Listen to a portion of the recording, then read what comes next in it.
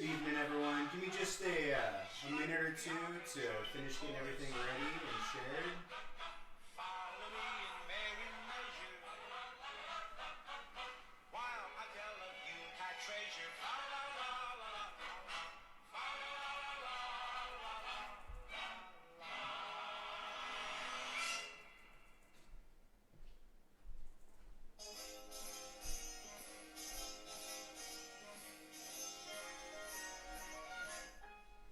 Sleigh bells ring, are you listening? In the lane, snow is glistening. A beautiful sight, we're happy tonight. Walking in a winter wonderland. Gone away is the bluebird. Here to stay is a new bird. Sing a love song where we I'll stroll share that. along. Walking Turn in my a phone. winter Hello, everyone. in the meadow. We're just working on getting this shared so everybody can see it on all the different platforms.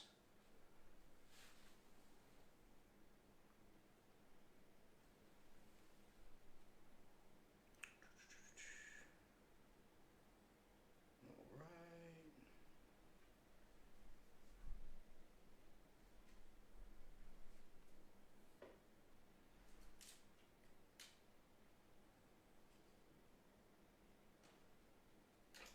All right. Got it here on Twitter. I'm going to go ahead and get it shared on Reddit as well. Set my laptop over here.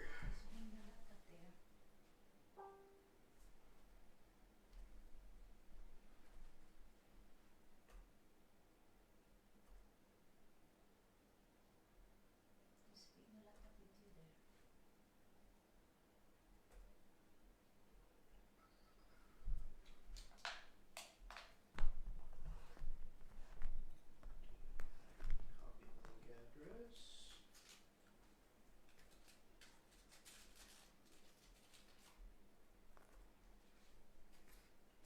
All right, getting it shared here on Twitter.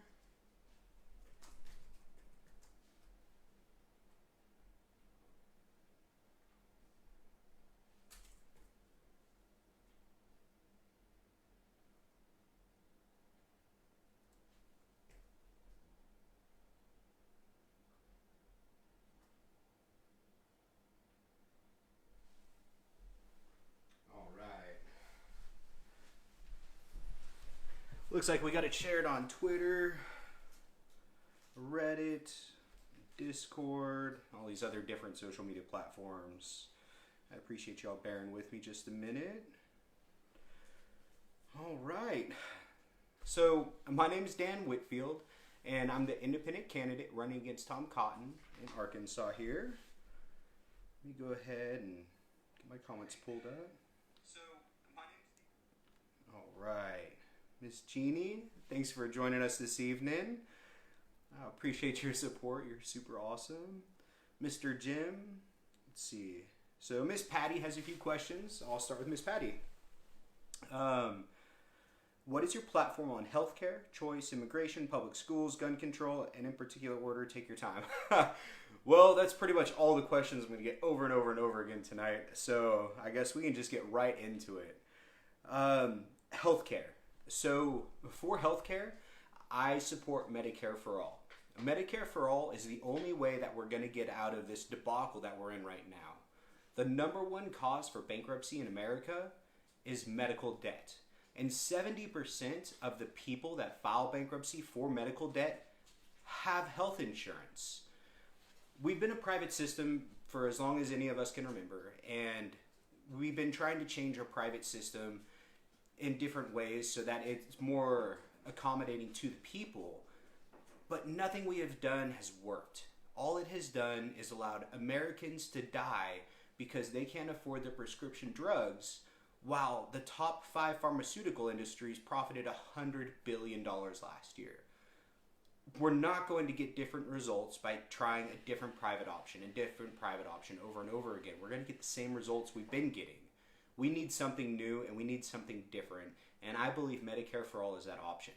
Medicare for All is the only thing that's going to put people above profits. And that's not only going to make healthcare accessible, but it's going to make healthcare affordable, which is what we need.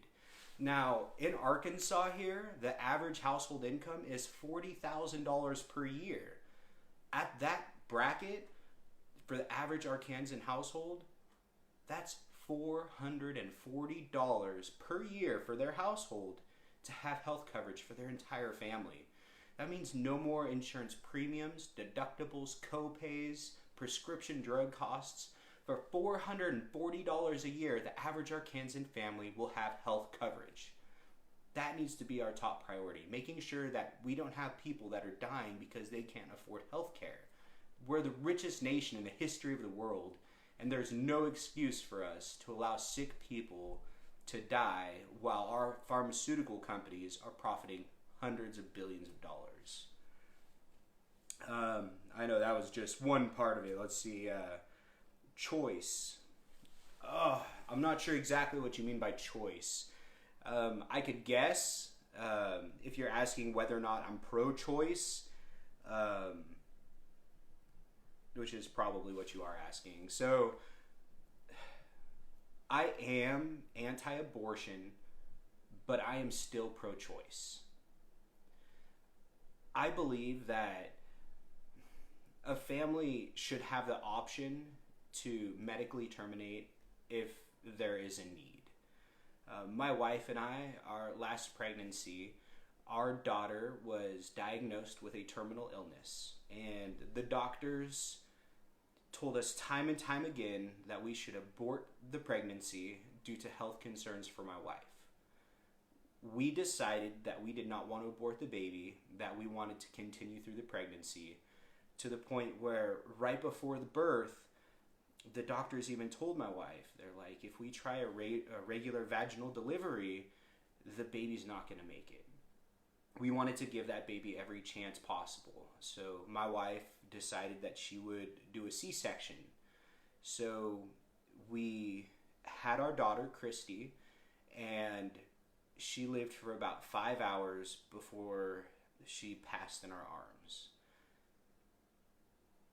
I would never wish that upon anyone, to have to go through what we went through, and that's why I would never take that choice away. We had the choice, and we made the choice not to abort, but we had that choice. I am pro-choice. Now, what we really need to be talking about isn't whether or not abortion is right or wrong. What we need to be focusing on is the cause of the problem. We need to make sure we have sex education for every child in America. Right now, there are children whose sex education in entirety is abstinence is best, don't have sex. We were all young, we were all kids. You can tell people not to have sex, but it's still gonna happen. And we have to make sure that we're accounting for that. So we need to make sure when it happens that they understand what's going on with their bodies and their partner's bodies. And we need to understand that they know what's safe and what is not safe. We need to make sure that every American under the age of 21 has access to free contraceptives. If we can educate and provide contraceptives to a lot of these teenage pregnancies, we won't have the abortion debate because we won't have unwanted pregnancies. That's where I think we should focus rather than on abortion. Let's see. Immigration. Wow, Patty, you asked me all these great questions. Immigration. So, as far as immigration goes, the first thing we need to do is we need to make sure that there is a clear path to residency or citizenship. Right now, it is nearly impossible to get your resident card or to become a citizen.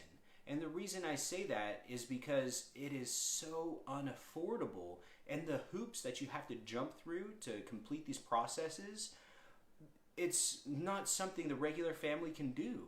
If you're here because you've overstayed or you're here illegally, you're undocumented, you understand how hard it is to get a decent paying job, how hard it is to make enough money to support your family. They're asking, can you make the audio louder, please? Can I make the audio louder? Here. I'm going to move forward a little bit and try to talk a little bit louder. Does that still look okay on the camera? Yeah, that's better. Okay, that's better, they said. All right. No, So, it looks better for me, but I don't know. as far as immigration goes, we need to make sure there's a clear path to citizenship. It costs around $5,000 for someone to get their resident card.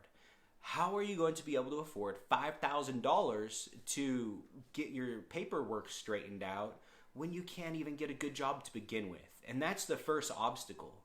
The second obstacle is if you're here and you're worried about getting deported, getting separated from your family, are you likely to go file for that paperwork? It's really scary, and that's a hard wall to get past. If we can help alleviate the financial struggles that are involved in getting legalized, and if we can alleviate the fear involved, I think we'll have a lot more people going down that route. I guarantee you there is no undocumented or illegal immigrants in America that don't want to be a resident. They just can't. And we need to make sure that there's a clear path to citizenship or residency in America. That's going to help a lot with this problem.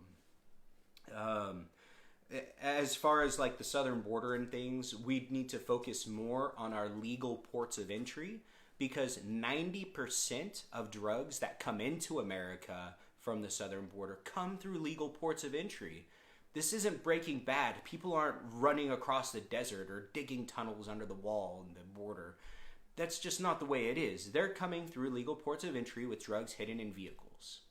I think an easy solution for this would be to bring some of our military or National Guard down to the border and have them search every vehicle.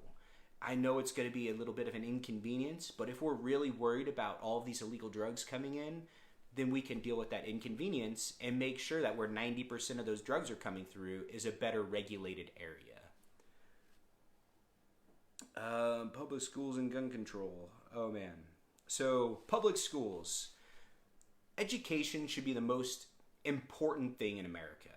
Right now, we're ranked not one of the worst in particular because there's third world countries, but from modernized nations, we are ranked so low on the educational scale that it's embarrassing. There's no need for us to be this way. We're the wealthiest country in the history of the world. We shouldn't be undereducated in any manner. We need to make sure that our teachers are getting paid a salary that incentivizes them to want to be teachers. If you go to college to get your 4-year degree to become a teacher, chances are you're coming out with $20,000, $30,000, $40,000, $50,000 in debt, and now you're going to go make $36,000 a year. That's what the average teacher makes in Arkansas. $36,000. We need to make sure that we are taking care of our teachers, because that's where our education starts. As far as making sure that education is, equally proportioned throughout our state, we have a really unique state here in Arkansas. In parts of Arkansas, we have some of the best education in the country, while in other parts of Arkansas, we have some of the lowest ranked educational systems in America. So one thing that we need to do is we need to make sure that we're dividing our finances through our school systems evenly. We can't just be throwing all of our money over here in Northwest Arkansas where Walmart Corporate is, while leaving rural areas like, the deltas in the sand. We can't do that. We have to make sure we're taking care of everyone. I spoke with the head of the Rural Teachers Association here in Arkansas, and we were trying to figure out how we can raise school funding, how we can raise teacher salaries without just coming up with, imaginary numbers. Oh, we're going to make this much money. We don't know how we're going to pay for it. And what we came up with is the best way to do this is to boost our economy.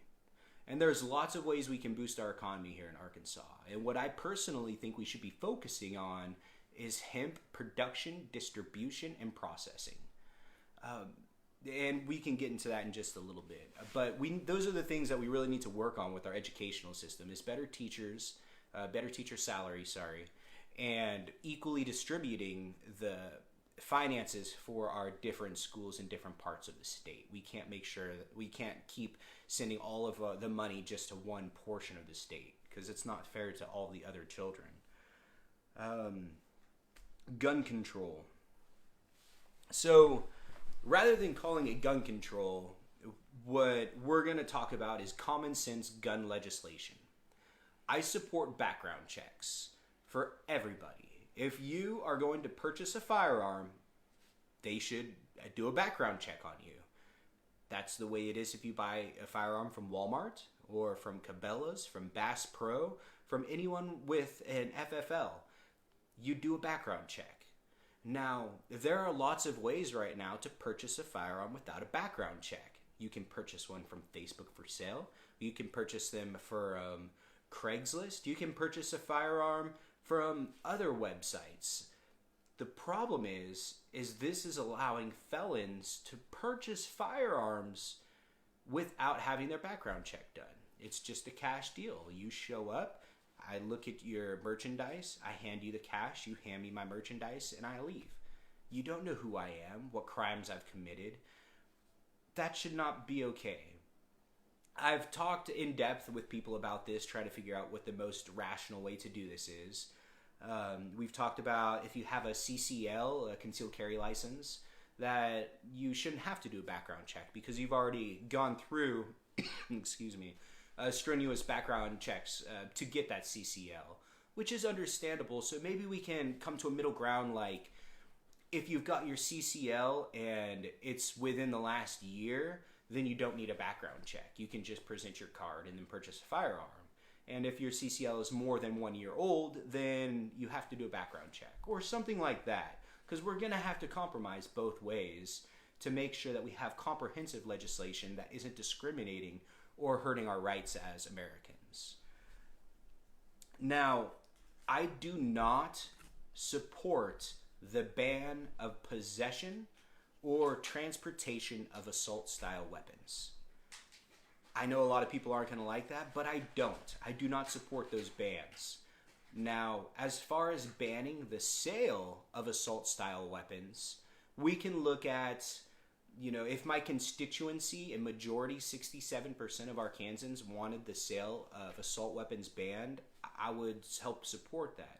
We just have to make sure when we're writing this legislation that we grandfather in anyone who currently owns one of these firearms.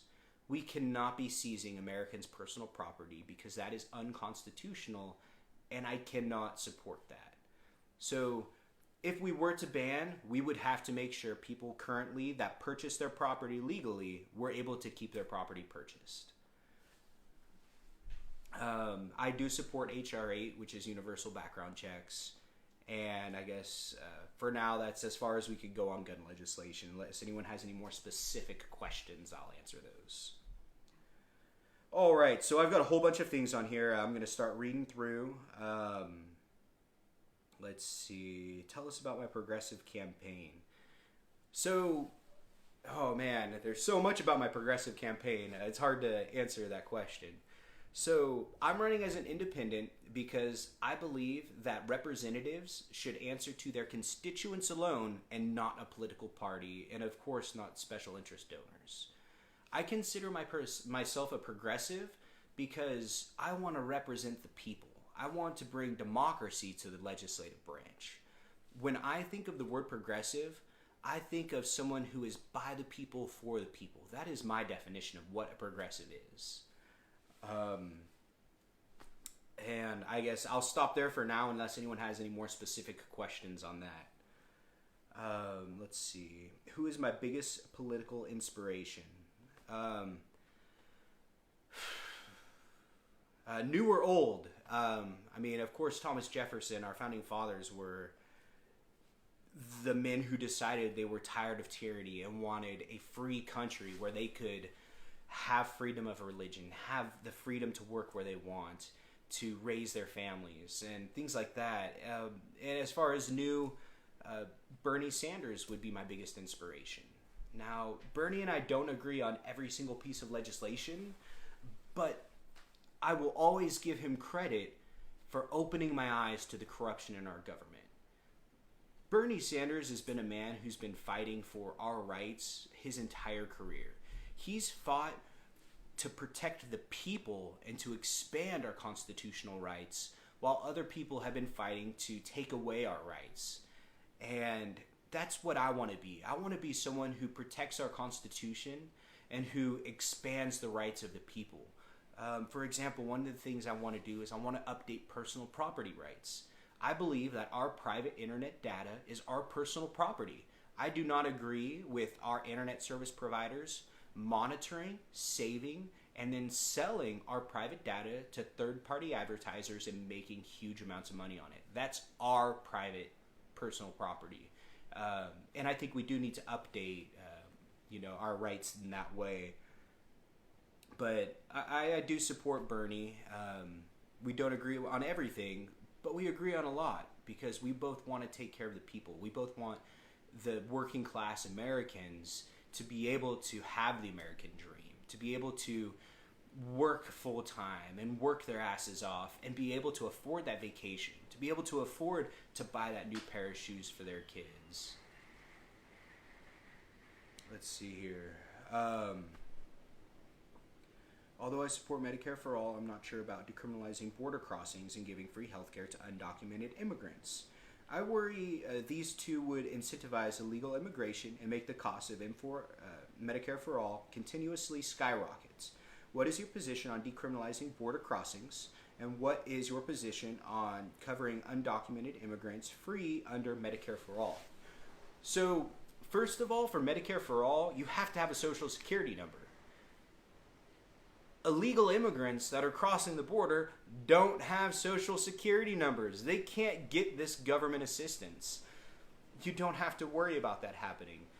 As long as we create a path to citizenship so that people can get a job, pay into their taxes, and then pull benefits out, that's part of our society.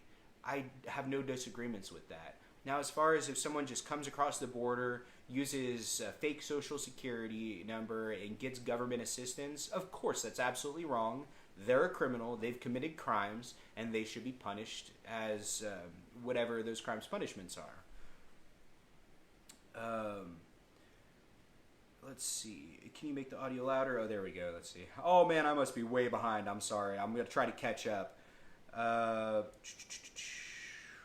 Exactly. Corporations taxed on % of employees on government assistance. So I think what you're referring to is an example like Walmart. So Walmart pays incredibly low taxes. The last research I did personally, they paid 1.4% in taxes, while their employees were paid such low wages that they actually qualified for $6.5 billion in government assistance. So while this company is avoiding taxation, us taxpayers, we're footing the bill to pay for their employees' government assistance because they're not getting paid high enough wages not to qualify for it. That is absolutely wrong, and we need to fix that. And that's why we have to raise the minimum wage to a livable wage. If someone is working 40 hours per week, they should not qualify for welfare. Let me go ahead and see if there's any other questions on some of these other platforms where I've shared it. Because it looks like the questions are starting to slow down. So if you have any questions about policy, politics, or even just myself, who I am, where I'm from, what I believe, feel free to ask. Okay, let's see here.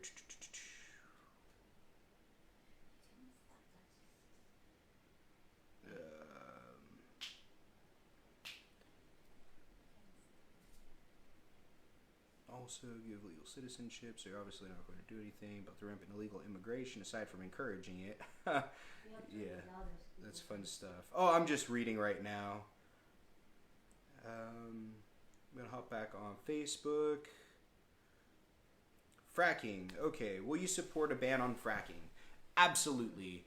So, fracking is terrible. I worked in the oil field for 2 years. After I left my mother's house, I got my first real job in Louisiana as an instrumentation technician.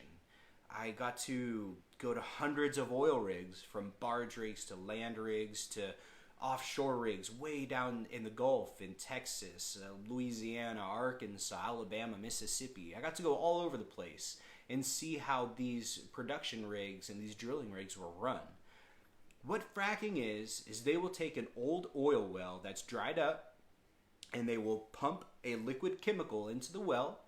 That chemical acts as, it turns the rock into a sponge.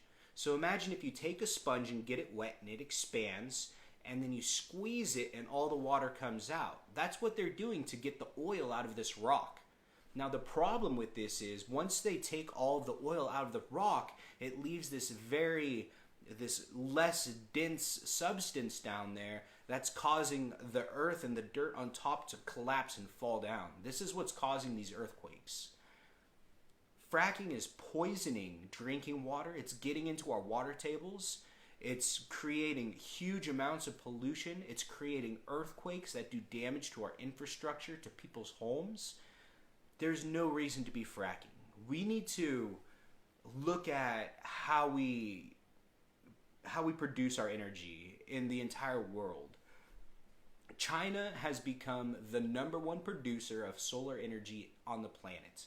Iceland has gotten to the point where they use 0 fossil fuels and all of their energy is coming from geothermal. There are a lot of renewable clean options that we can use to avoid using fossil fuels. Fossil fuels were great. They helped the Industrial Revolution. They got us where we are today. But through technology and advancements that we've made, we don't need them anymore. The only reason that we think we need fossil fuels is because these fossil fuel companies are funneling hundreds of billions of dollars into our legislators' pockets, into school districts, all over the place, into the media. They're funneling all this money to make us think we have to have fossil fuels, otherwise we cannot sustain our economy. It's absolutely incorrect. That's just what lobbying gets you. My vision for what I see for clean energy is eventually we're going to have fusion. We're not there yet. It's a technology out in the future. But until then, we can do thorium reactors. We can convert our nuclear reactors to thorium reactors, which will last longer, be cleaner, and produce more energy. And it's not even that expensive. I would like to see our urban cities in America powered by thorium power, and then our rural cities in America powered by wind, solar, and water. If we do this, we'll create a lot of clean energy jobs. We will lower the pollution. We will lower the sicknesses and the deaths that this pollution causes to Americans. It will be all around better for our society and for our planet. We have to get to the point where we're tackling this climate crisis. Because it's not climate change, it's not global warming, it is a climate crisis. Nearly every single scientist around the entire planet has agreed that this is an issue of most importance. If we don't start taking this seriously, it's going to cost us so much money. I mean, we've already gotten to the point where we're looking at the point of no return. Our estimates and models are showing that our ice is melting up to 100 times faster than previously thought. That's just amazing. I mean, it's terribly amazing. What we really need to focus now is on climate refugees, how we're going to deal with climate change, because our climate is changing. It's the end of December right now. It was 65 degrees here on Christmas Day. It's insane. I mean, this Arkansas weather is wonderful. It's beautiful, but it's not beautiful like this around the rest of the world. The Sahara Desert earlier in this year was covered by 15 inches of snow. The Philippines, they're getting hammered by super typhoon after super typhoon after super typhoon. Last month in the Philippines, a Category 1 typhoon within 18 hours reached a Category 4 and killed dozens of people because they were not ready for it. They're having 100-year storms every couple years. We've got, I think it was Dubai, where they have their benches on their streets melting from the heat. Australia is on fire. we're looking at a complete koala extinction due to these brush fires right now. Australia hit 50 degrees Celsius. I mean, we are facing just disastrous times, and we really have to address it.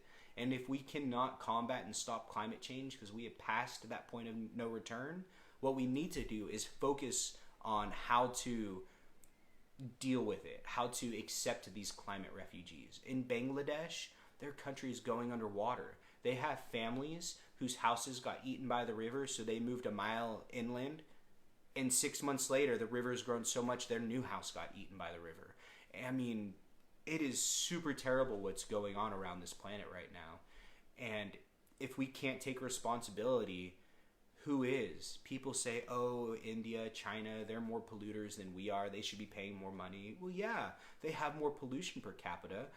But the reason is because countries like in Europe, like Britain and the US, we're outsourcing our production to China. So they're building all of our stuff and then shipping it back over here.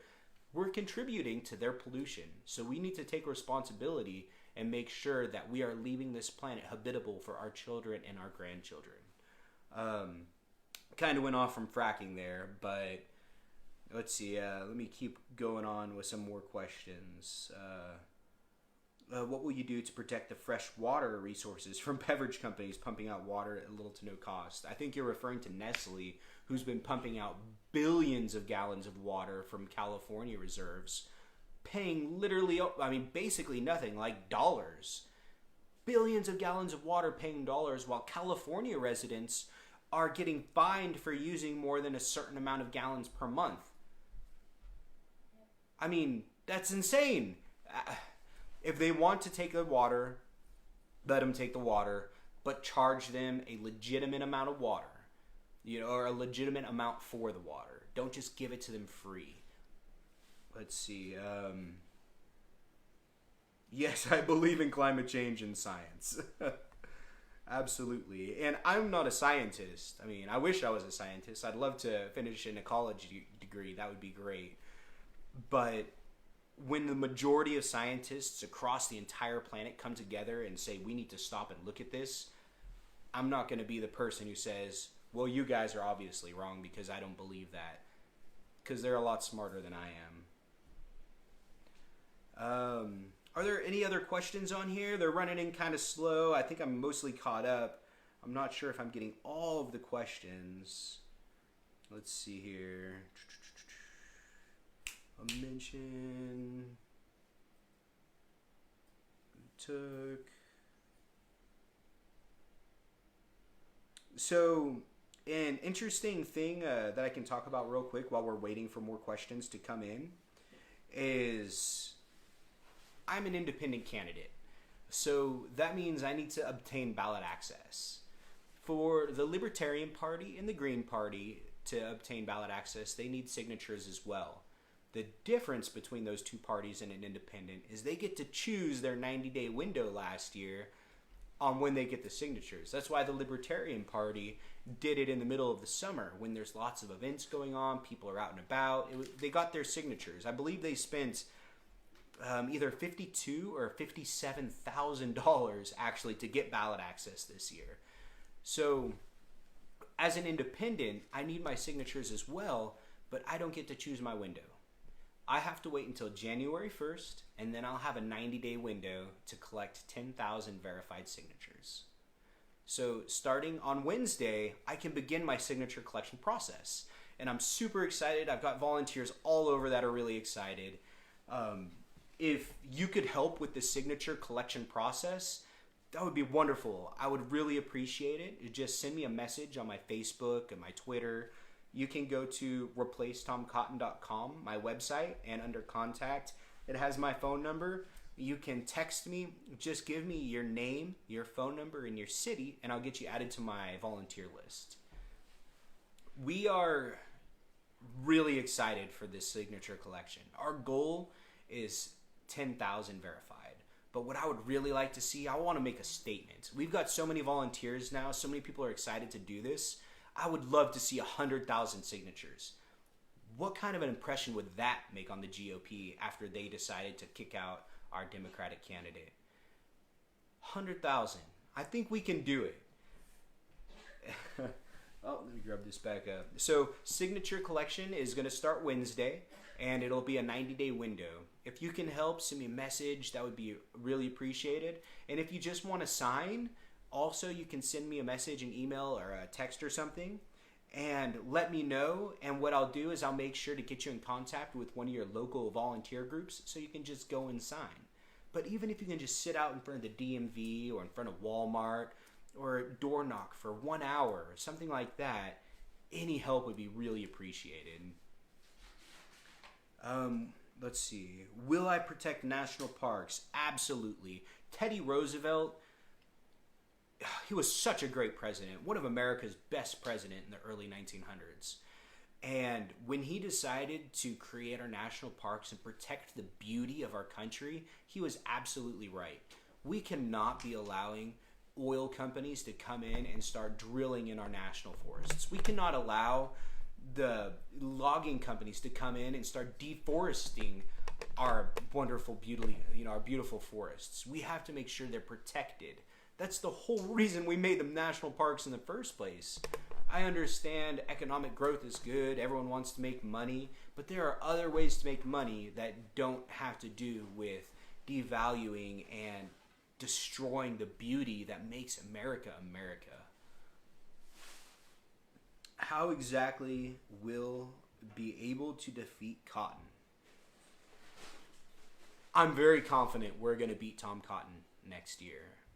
He is no longer going to be the representative of billionaires and corporations. We're going to have a representative that actually represents us. I will do my best to not let anyone down. If I've already pledged to hold 12 town halls per year, and with my town halls, I'm gonna rotate them in different cities around the state. That way, every single person will have an opportunity throughout the year to talk to me, to express their concerns, to let me know what I can do to make their lives better.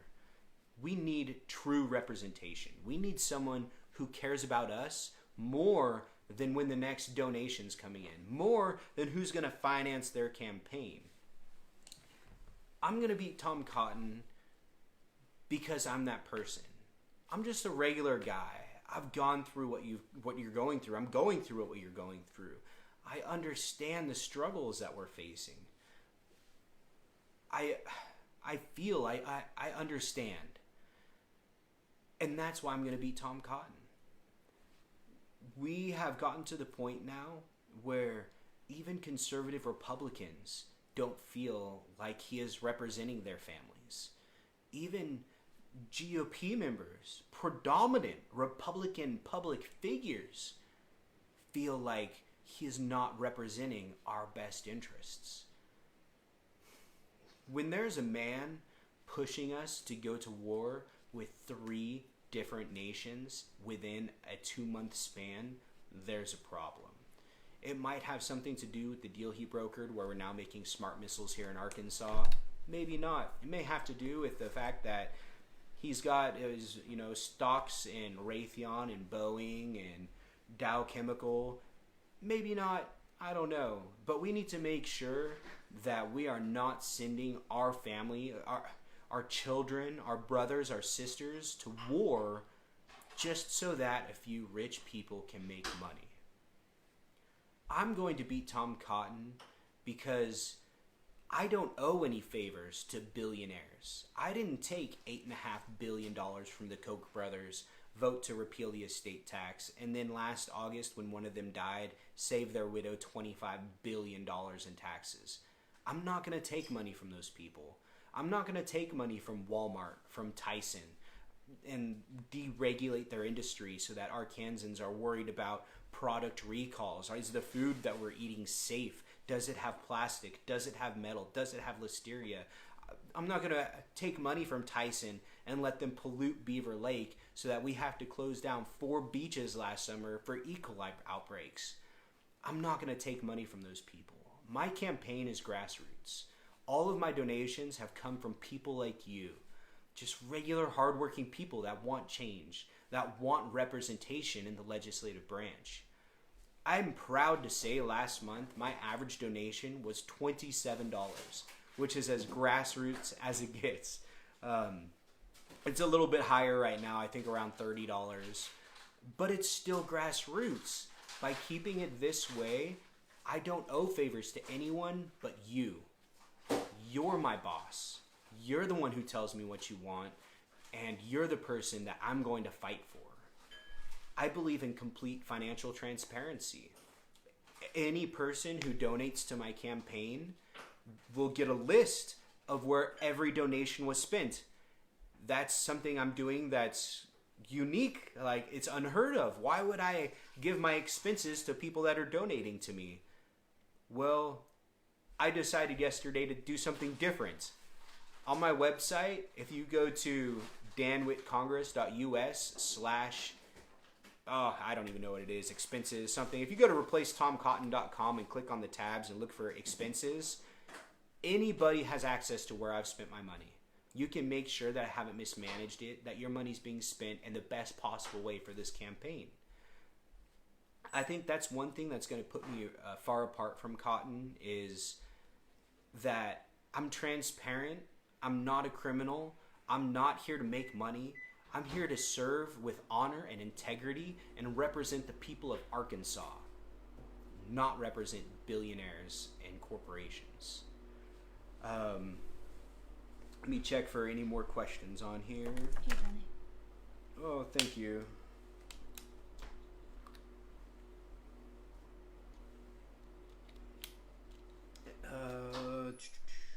I know I should gotta stop the stuff. My bad. So it says the FCC is requiring EMS, firefighter, 911 dispatch, radio communications to change over from analog to digital systems. Washington County JP's proposed an $8.5 million to cover this just for their county. A conservative average of $6 million per 75 counties of Arkansas will cost close to $500 million. Got any ideas for this? Failing to have the equipment will completely shut down some counties. When it comes to EMS, fire, and our 911 services, those are the services that protect us. Those are the services that keep us safe. When your house is on fire, you don't go out and turn your hose on and put your house out. The fire department comes in and saves your house for you. When you get in a car accident and you're unconscious and need CPR, the person who just hit you, they don't get out of their car and go give you CPR and bring you back to life. EMS does that. We have all these services that we rely on, that we depend on, and we have to make sure that they are sound. $500 million is a lot of money, especially in a small, poor state like Arkansas. The best way to handle something like this would be for federal regulation. To have the federal government come in and say, okay, we see this state here that needs this funding, that needs this help in order to keep their citizens safe.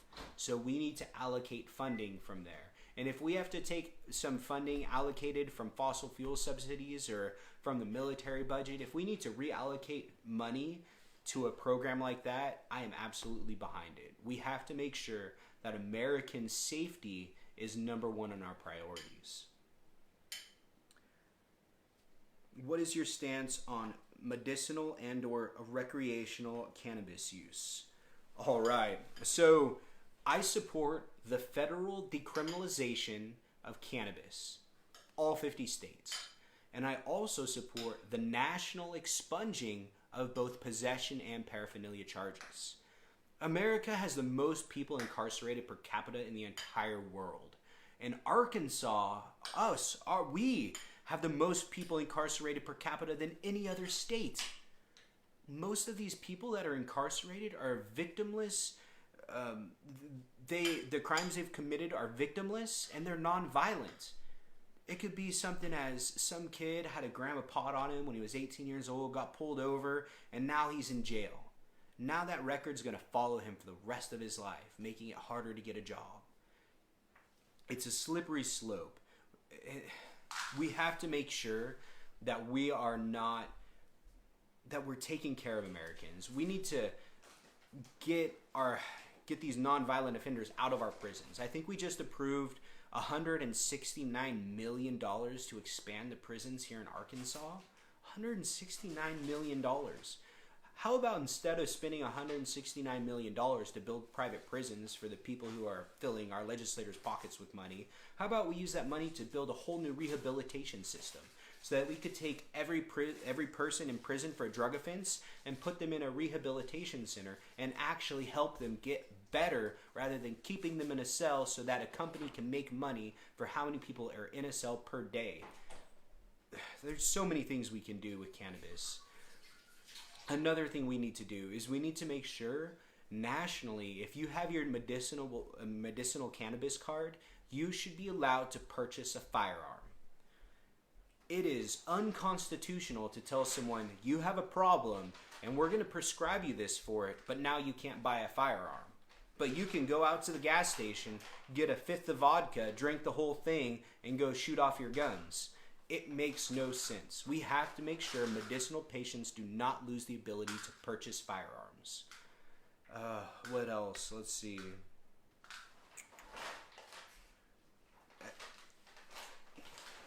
So, I'll go back to hemp real quick. I went to the 67th annual Farmer Appreciation Fish Fry down in Pine Bluff about 2 months ago, and I spoke to a lot of rural farmers. A lot of these rural farmers want to grow hemp, but they can't grow hemp because it's expensive. They don't have the equipment to do it. One of the things that I would like to see Arkansas become is the #1 hemp producer in America. Back in the day, before hemp was outlawed, we were the #3 hemp producer in America. We can be the #1. We have farmers who have hundreds of thousands of acres in this state that's just sitting there.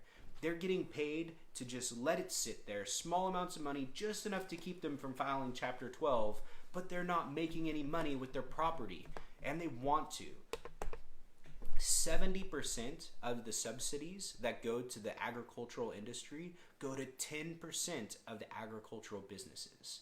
Those are businesses like Del Monte, like Tyson. We have corporations that are profiting billions, taking billions in corporate subsidies.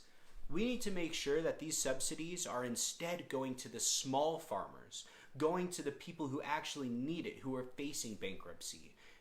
If we can do that and reallocate some of the subsidies we're already paying for from going to a corporation making billions to going to a small farm so that they can buy the equipment they need to grow hemp, we can become the #1 hemp producer. And we don't need to stop there. In 2017, with the agricultural bill, we federally decriminalized hemp. What that means is now our hemp farmers can export hemp across state lines. We can sell to other states. So we can be the #1 producer, we can be the #1 exporter, and we can process hemp as well.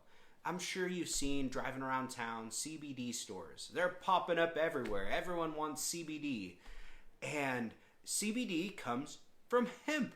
So we can produce hemp, we can process it into CBD, and export CBD oil to all these different stores throughout the entire country. They're everywhere. It's not just here in Arkansas.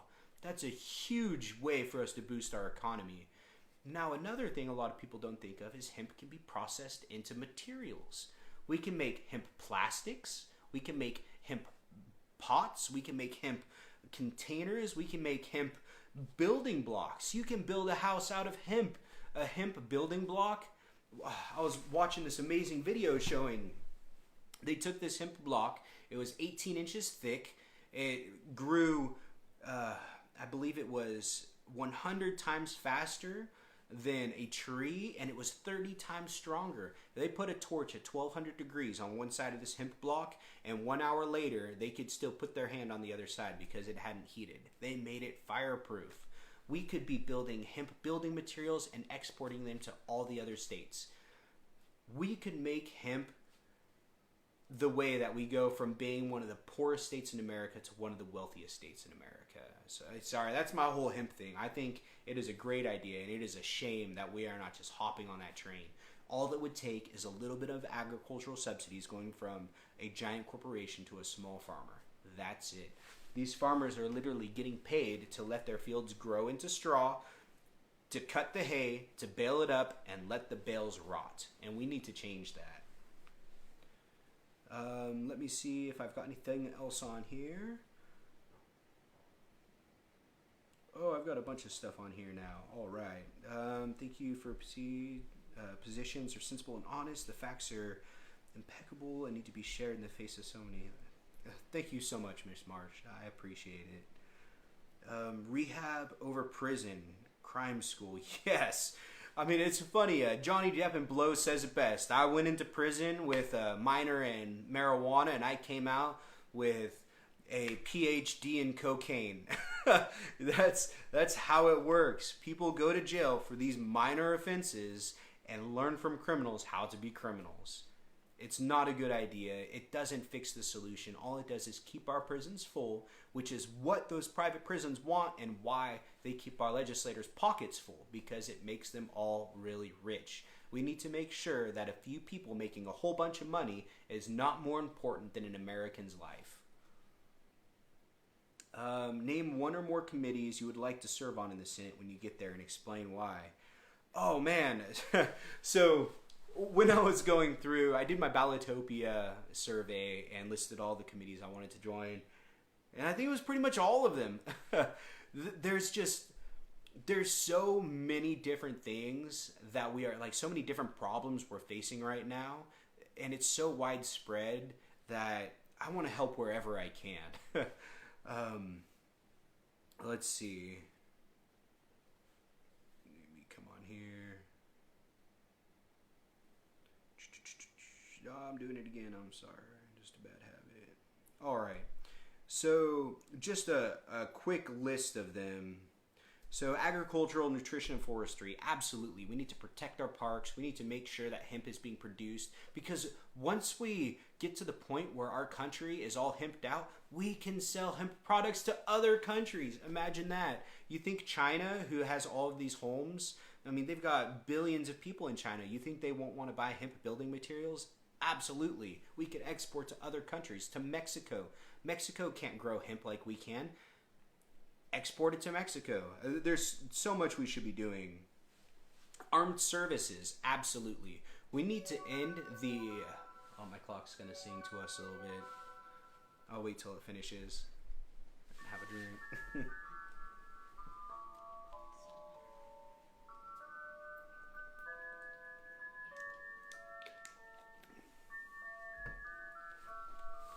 All right. I'm not sure if you can hear me over it. I'll just talk a little bit louder. So armed services, we need to end American imperialism. We've gotten to the point where our military is in places it doesn't need to be. I'm not saying we need to be isolationists. I'm saying that our military should be used predominantly to defend our country, not to invade other countries, just so ExxonMobil can come in, take over oil refineries, and make a bunch of money. That's not okay. Let's see. Banking, housing, and urban affairs. Housing is so important. We're facing huge gentrification issues across the entire country right now. In my little city here in Bella Vista, you used to be able to buy a house for $100,000. A small family could afford that. You could, you just got married, you've been renting for the last 5 years, your first little one's on the way, and you're thinking, I think we can afford to buy a house now. And then you look on the market, and all the houses are $200,000, $250,000, $300,000. That's because all of the $100,000 houses have been bought up by out-of-state investors. These out-of-state investors will put $5,000 or $6,000 into a $100,000 house and then put it back on the market for $200,000. I understand it's good to make money. Everyone wants to make money and have incentives to do so. But this is hurting American families. This is hurting young families that are trying to start and want to build equity, and now they're forced paying rent because they can't afford their own house. We need to make sure that we're taking care of Americans and putting Americans before profits.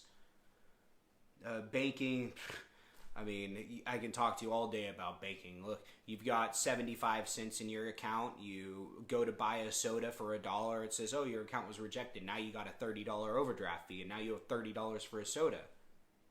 Makes no sense. We can get into that later. If you all want to, ask me specific questions on that. Budget, our deficit is growing and growing and growing. Our president said that he would shrink the deficit, get rid of it. But in fact, it has grown at such an exponential rate. We are facing a debt like we've never seen in the history of America. We need to fix our budget. Commerce, science, and transportation, very important. We need to make sure that we're starting the progression into transforming our mode of transportation into clean energy. We need electric vehicles on the road. In Arkansas, you actually have to pay a tax to have an electric vehicle. In other states, they take money from your taxes. They give you a rebate. But here you got to pay a tax to have an electric vehicle. We need light rail systems that'll help alleviate the traffic. We need clean energy sources for our transportation that the fossil fuel industry has fought so hard against. If we could even just get light rail from northwest Arkansas, like say from Bentonville down to Fayetteville, how many cars would that take off the road? How many people would have that extra time to do a little bit of work on your laptop on the way to work? It'd save you money on commuting. It would save our environment on pollution. It would save our infrastructure on wear and tear. We could do light rail all the way from Fayetteville down to Fort Smith. We could do it from Fort Smith down to Little Rock, and now you could hop on a light rail train, pay maybe 10 or 15 bucks, and get from Little Rock all the way up to Bentonville in a short matter of time. We need to look at this technology, and we need to make sure that as the technology in other nations is developing, that we're not falling behind. Especially when the only downside of this technology is the fossil fuel industry will lose money, so that's why we're not doing it. And I mean, there's like 15 other committees. I'm telling you, I would want to be on every single committee. There need to be more of me so I have more time. The only one I wouldn't really be interested in would be like Judiciary Committee, Rules and Administration. I definitely would want to be on the Veteran Affairs Committee because I want to fix the way our VA is broken. We need to make sure that when we send our soldiers overseas, when they come home, we take care of them. That should be a huge priority. If we can't afford to send our soldiers overseas, then we can't afford, or if we can't afford to take care of our soldiers, we can't afford to send them overseas, period. Let's see. Health, education, labor, and pensions. I've kind of already talked on all that. But yeah, so Joint Committee on Taxation. So I actually have a really unique tax idea. I've thought a lot about this, and I've taken outside thoughts and moved them into this. But the way that I see taxes, we shouldn't be penalized for wanting to work, and employers should not be penalized for wanting to hire us. We need to change the way we tax from income and payroll taxes to profit taxation and tax based on profits.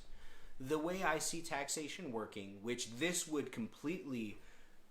even raise our tax revenue, we would change the way we classify business. Small business would be a business that profits between $0 and $1 million profit in 1 year. That would be classified as a small business, and they would pay a 10% flat tax. They would have no tax evasion loopholes. A medium-sized business would make between $1 million and $100 million per year. That would be a medium-sized business. They would be taxed flat at 15% with no tax evasion or loopholes.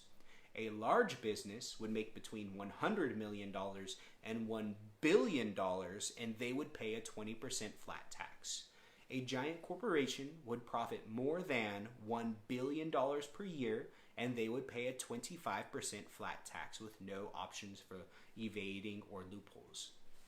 Now, by doing this, that would act right now our corporate tax rate is supposed to be 35%, when in all reality, they use these evasion tactics to pay little to nothing.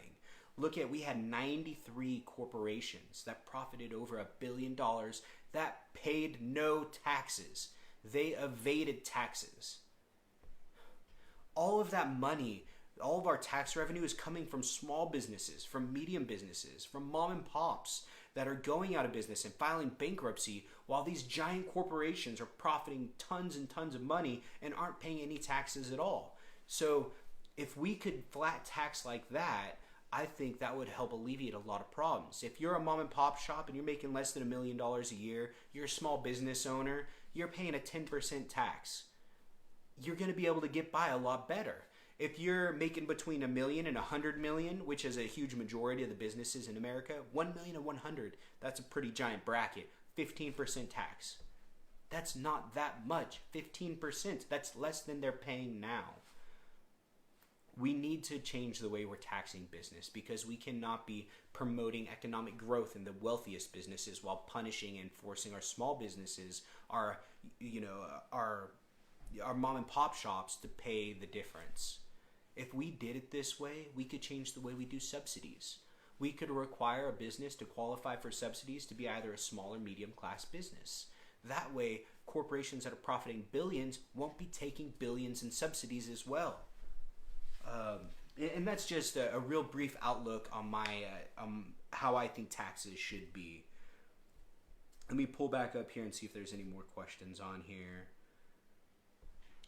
Will you list on your website or Facebook, contact people for signing your petition to get on the ballot, or how do we get our signatures to you? So tomorrow I'm doing another live stream. It's going to be at 6 p.m. to about 8 p.m. and I'm going to organize all my different volunteers into groups, into teams. And I'm going to separate people based on their local area. Come Wednesday, when we can begin signature collection, before then, I'll have my teams organized, and I'll make sure that I list on my website where people can go and see where a local petition is going to be so that they can sign. So just be patient, and we'll get that information out to you here in the next couple days. Let's see. Medical bankruptcy is on the rise again. We have had to do it 10 years ago and is just coming off our credit report. How can you help with medical expenses we are charged, especially pharmaceutical expenses? Also make sure people are not penalized for this type of bankruptcy. Again, the number one cause of bankruptcy in America is medical debt. 70% of those people who file bankruptcy for medical debt have health insurance. The system is broken, it is flawed, and it needs to change. We can't just expand the ACA. We can't just find another private way. We have to change something. And what our change is going to have to be is Medicare for all. That's how we're going to solve that problem. With Medicare for all, you don't have to worry about filing medical bankruptcy. With Medicare for all, you don't have to worry about insurance premiums, deductibles, copay, prescription drug costs. Prescription drugs are so expensive. Why? Well, maybe because the top 5 pharmaceutical companies made $100 billion last year, while Americans died because they couldn't afford their insulin. While Americans died because with their prescription drugs, as a cable guy, I've been into an elderly, senior citizen's house. I've walked into a house. I've started a job in there. And the next thing I know, my customer's sitting at her table and she's cutting pills in half. And then she's cutting those halves in half. I'm like, what are you doing over there? She was like, well, I can't afford my prescription next month, so I'm going to make it last. That's disgusting. That should not have to happen. We cannot treat Americans that way when we are the wealthiest country in the history of the world. It makes no sense, and we need to make it stop. The only way we're going to make it stop is by doing something different. We can't keep doing the same thing over and over and expecting different results, because you'll never get different results. That's the definition of insanity. That's why I support Medicare for all. Will I do events in Jonesboro soon? Yes. I'm going to be traveling the entire state for the next 90 days, getting petitions, meeting my volunteers, and door knocking with people. I will be in Jonesboro soon. I think you're like the 5th person to ask me that in the last 2 days.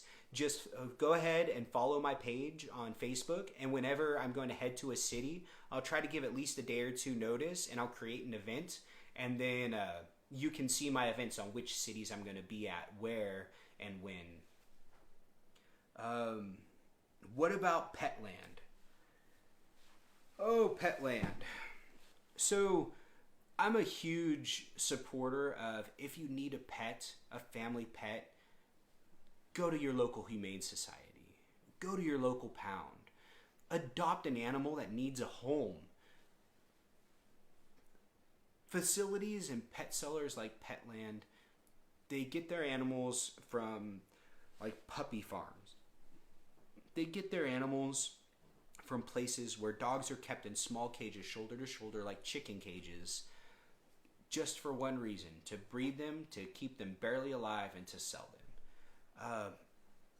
As long as a facility is meeting the most stringent requirements to make sure their animals are healthy and safe, and that they're getting their animals from a place where the animals have been taken care of, a licensed dealer, that's a great thing. But I would always, if they're getting their animals from pet farms, it's bad, obviously. But I'd suggest I take my daughter to the Humane Society and we just go pet cats because she wants a pet and I'm not quite ready for one because I work 2 jobs, I go to school, and I'm campaigning. So I just don't have time for a pet. So I'll take my daughter to the Humane Society and we'll pet cats and give some love. Do that. Take your kids out to the Humane Society. Pet some animals. Show them some love. Take a dog on a walk. It's good for you, it's good for your kid, and it's good for the animal. When you're looking to get a pet, if you're not talking about some exotic pet that's really hard to come by, go to your local Humane Society and show some love, because those animals, and even the staff there, everyone appreciates it and loves to see, new people coming by. Attending college university courses is work, ask any student.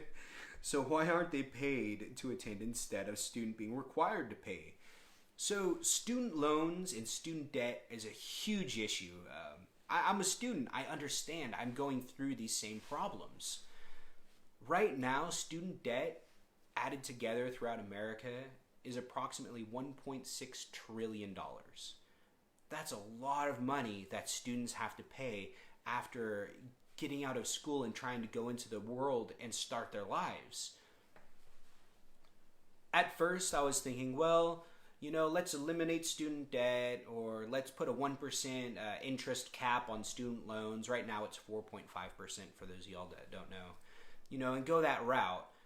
But then I really started thinking about it, like really hard for a long time. And when you get to the point where you're going to either go to school or go to work, you have to make that choice. Either you go to work and have an income to pay your bills, or you go to school to have debt to pay your bills. Your bills aren't going to wait. You still have to pay your bills. When you're going to school, you're bettering yourself to better society. It's not a selfish thing. Getting an education is not a selfish thing. Getting an education makes our whole country better. We need to make sure that when a student makes that choice to go to school to make our country a better place, that we are not punishing them for it. I personally believe that student loans should be considered income and not debt. And there are ways we can pay for that and ways we can do it with reallocating current money that is being mismanaged and not having to add any taxes at all to do so. So that's how I feel about student loans. And another thing about it, back in 2008, when banks used predatory loans to steal houses from Americans and cause the Great Recession, we bailed those banks out. After they attacked us, we bailed them out $16 trillion. We gave those banks that attacked us $16 trillion and bailed them out. I think it would be more than reasonable to have those banks take that student loan debt, $1.6 trillion, and just delete it. It's not like they're going to have to go print out $1.6 trillion and hand it out. All they have to do is click a button on a keyboard and that debt is gone. I think they owe it to us after what we did for them. Where do you stand on background check legislation sitting on Mitch's desk? Mitch McConnell is... he is as anti-democratic, as anti-American as it gets. His job is not to let bills that have been voted on and passed sit on his desk and just sit there and die. That's not his job. What is he called? The Bill Grim Reaper or something like that? It's terrible. That's not his job. If there's something that shouldn't be voted on, I understand. But I guarantee you, if 400 different pieces of legislation pass the vote in the House, not all 400 pieces of those legislation are trash. His job is to say, okay, we've got this legislation. 430 of y'all voted on it and passed it. So now we're going to vote on it in the Senate and see what happens. That's his job. People should have the right to vote on legislation without it being killed on his desk. We have to have comprehensive background checks for firearm purchases. I should not be able to go onto aimsurplus.com, create an account, message someone who's selling a firearm, meet them in a Walmart parking lot, hand them $1,000 cash, have them hand me merchandise, and drive off and leave. They don't know if I'm a felon. They don't know if I've killed my wife or beat my child. They don't know who I am or what I've done, and they just sold me a firearm. That should not be possible. There should be background checks for every firearm purchase, even private. I had spoken with someone about this on how to make it more comprehensive. If you have a CCL within the last 1 year, then you should be, you shouldn't have to do the background check. But if you don't have a CCL, you should have a background check done on you.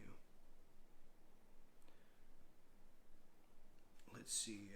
Will you be a candidate that will stand up against Saudi Arabia? Saudi Arabia is the largest terrorist state in the world, which Tom Cotton doesn't have any issue with giving weapons and potentially even nuclear weapons. We should not be supporting terrorist regimes. Tyrannical leaders should not be able to gain the support of America by putting money into our senators and our congressmen's pockets. That is not okay. A big way that's affected our elections. People talk about Russia's interference in our elections, and they'll talk to you about that until their face turns blue. But that interference is nothing compared to how Israel has interfered in American elections. My opponent, Tom Cotton, took $1 million from a pro-Israeli PAC. $1 million in 2014, and has ever since, every single year, voted to give them more than $3 billion in aid. That's $15 billion he has voted to give them of our tax dollars because they gave him $1 million to help him get in his position as a senator. That's just one senator.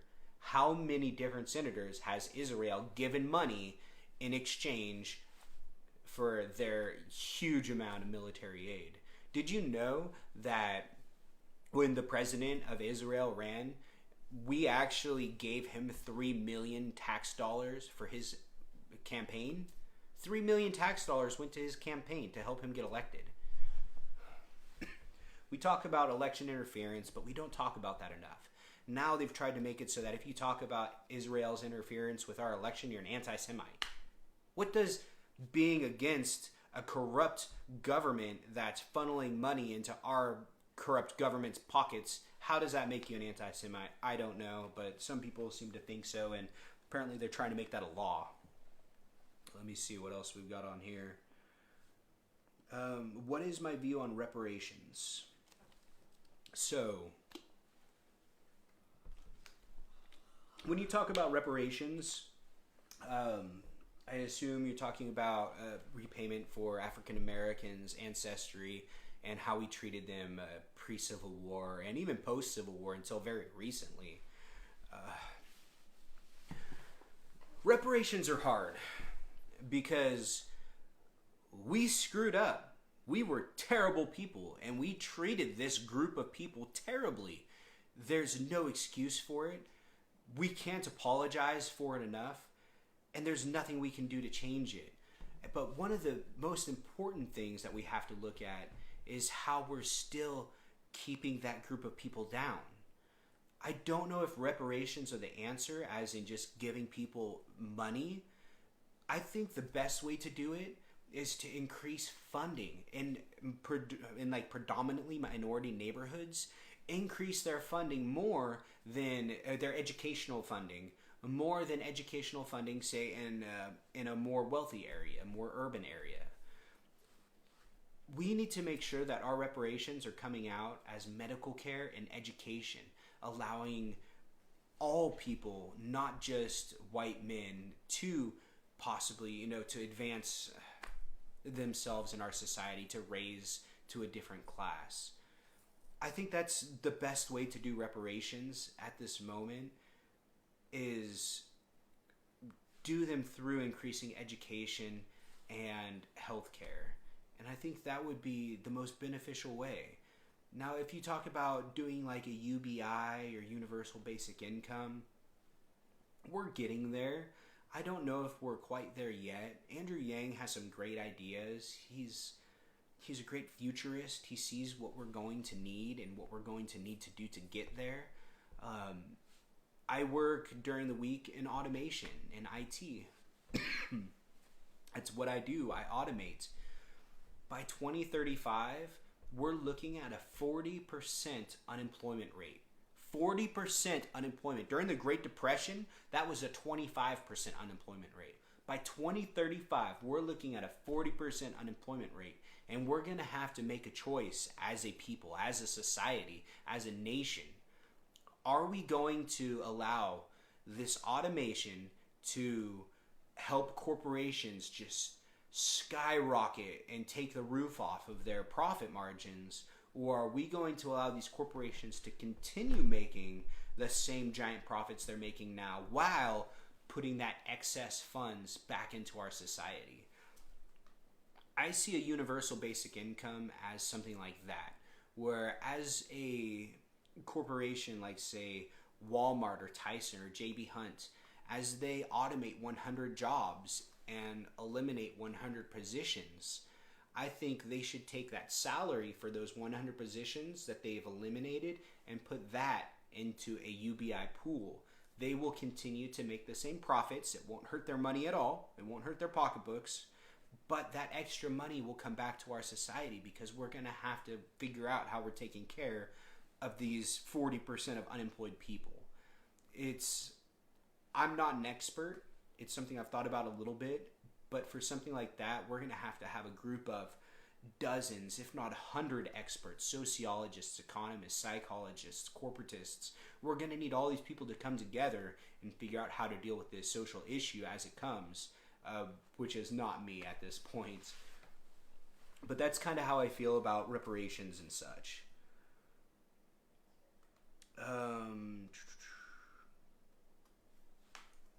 Is Tom Cotton afraid to debate you? If not, and a debate is set for you two, how would you like to have a debate venued? So, actually, a year ago, when I had first, when Tom Cotton first noticed me, about a year ago, maybe a little bit more, maybe a year and a half ago, his campaign staff reached out to me and opened a dialogue, and they said they're willing to debate. So he is willing to debate me, as far as I know. I'm sure a lot's changed in this last year. And I know he's going to be watching these live streams. What's up, Mr. Cotton? I'm coming to get you. But yes, I will debate him. I'm excited to debate him, because there's so many issues we're facing right now that we demand answers for. That when we write letters to his staff, when we write letters to him, when we reach out and try to get answers to our questions, we're not getting responses. We're getting automated responses that have nothing to do with answering our questions, and we demand answers. If he won't have a town hall, if he wants to walk out of town halls, that's all him. But we have to be able to get answers. So I'm going to debate him, and I'm going to make him give us those answers, because we deserve those answers. He works for us. We don't work for him. And if we have questions, it's his job to answer them. And if he won't do it to y'all through you all reaching out, then he will answer those questions on a live debate. As far as the venue goes, I really haven't thought about it, but I would prefer a venue where we can get as many people as possible in there. I would like, say Razorback. Oh man, I went to Officer Carr's funeral the other evening, and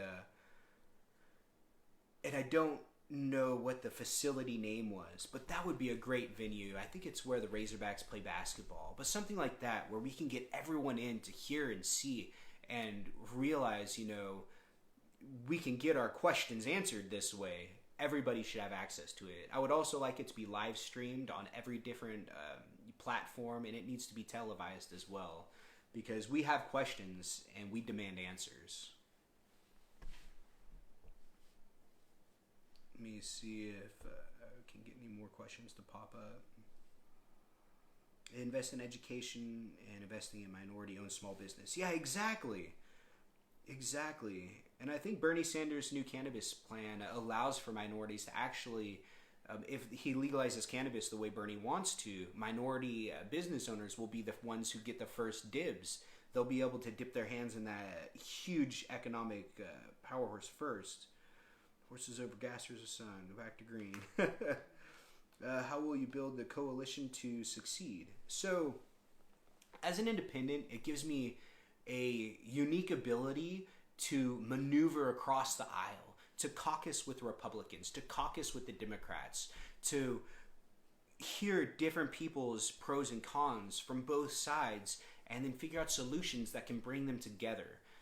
I think having more independence in the Senate right now would be so beneficial to the American people, because we really have such a division in our parties. We need to be able to get our parties to speak. We need a mediator. Growing up with a big sister and a single mom, I was the mediator most of the time. Excuse me. That's just kind of what I've been throughout my whole life. Growing up, having friends and different kinds of friends. I've always just been the one in the middle, trying to smooth things out and help people understand why this person feels this way, because everyone feels different ways, and unless we can figure out how to understand how the people around us are feeling, we won't be able to come together. Oh, let's see here. Where do I stand on healthcare and gun control? Healthcare, I am pro Medicare for all. In Arkansas, under the current Medicare for all tax brackets, the average home income in Arkansas is $40,000 per year. So the average Arkansas family will pay $440 per year for medical for their entire household. That will replace insurance deductibles, premiums, co-pays, and prescription drug costs. So the average Arkansan family will pay $440 per year for their family to be able to go to the doctor when they're sick. Gun control, I am against the ban of possession and transporting of assault weapons, but I am for, if my constituents wanted, the ban of sales of assault-style weapons. And that's only if my constituents in a 67% majority wanted that. Now, the reason I'm against the ban of possession and transport is because we need to make sure, if we end the sales, that our American citizens who legally purchased their personal property have the right to carry that property and transport it. If we do ban the sale, we have to grandfather in current owners who bought their stuff legally and make sure that we are not seizing their property, because that is completely unconstitutional, and I won't stand for that. Trump created a new branch of the armed service, Space Force. Space Force! Let's see here. Do you see his new extension of our military to be useful? And does the U.S. need this now, and how so? So, Space Force is funny because it breaks the Geneva Convention. We are not allowed to have a military in space. The entire world came together and agreed we won't have a military in space, and by having the Space Force, we just broke that agreement. So it could have a lot of repercussions later on down the road. Now that gives China and Russia and Iran and India and any other country in the world to have a military in space. That's scary. Now, could it be a good thing? I do see some use. For example, NASA's annual budget is like $19 billion or $billion per year or something low like that. So one thing that we could use the Space Force for is to reallocate more funding towards our space exploration and projects like that. To go to the moon, I think it costs like $60 billion with inflation involved. So it would take NASA 3 years of spending absolutely nothing to be able to save enough money to go to the moon. So it makes it really unfeasible. It can't happen. If we had the Space Force and we were able to merge NASA and the Space Force together, we could allocate more funding to NASA, and I can see some benefits in that, because the two most unexplored places we have are the bottom of the ocean and space. And we do need to understand our extraterrestrial objects that are out there, because it's a big universe out there. My favorite college course was Survey the Universe, because I got to learn a lot about the universe and our solar system. And I see a lot of benefits towards putting more money into NASA or the Space Force. But again, the downside is by allowing the military into space, we don't know what they're going to be doing up there, because it'll all be confidential, and then now other countries will be able to do the same. Do you support public financing of elections and or constitutional amendment to eliminate private spending in politics? Also, any plans to come to Northeast Arkansas? Yes, sir. I am going to be coming to Northeast Arkansas within the next week or two. Follow my page, and when I create an event, you'll know where and when I'll be. And if you want, you can send me a message on which city you're in particular, and I can try to make sure I swing by your city. So, do I support public financing for elections? One of the reasons that I'm running is because the election campaign laws. 91%, oh, I'm sorry, I was corrected on this. 86, because the last election, now 86% of candidates that have more money win. 86% of the time, if you get more donations, you're going to be in Congress. Why? That's a great question. So, last year, 2018, the Koch brothers spent $400 million on the 2018 elections. One family spent $400 million to help congressmen get elected last year. Why would one family spend $400 million to help people get elected? Well, they passed the tax repeal, or the Tax Act, the Tax and Jobs Act, which repealed the estate tax. And in August, when one of the Koch brothers died, his widow inherited $61 billion tax-free, saving their family $25 billion.